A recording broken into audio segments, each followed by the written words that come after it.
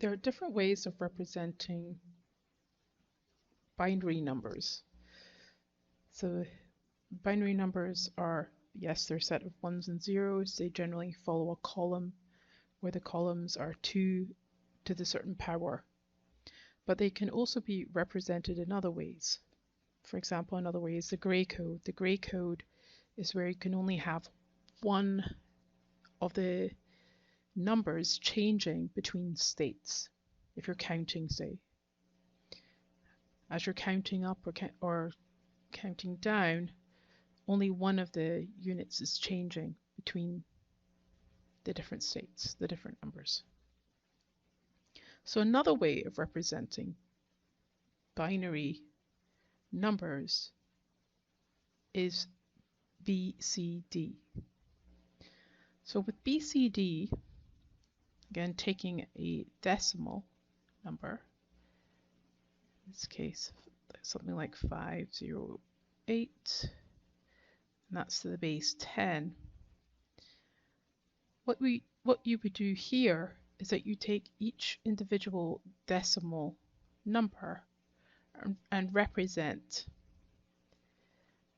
each number with a 4-digit decimal. Okay, 1 second. Right, so in this case, 5 is going to be 0, 1, 0, 1. Okay, because this is the 4's columns, that's the 1's column. So that would represent 5. 0 is easy. And 8 is going to be a 1 in the 8's column, followed by 3 zeros. So 508 in decimal is equal to 0, 1, 0, 1. When you write this, you generally do put in a little space.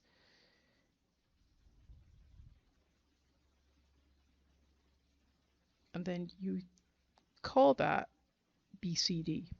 So it's binary in BCD form.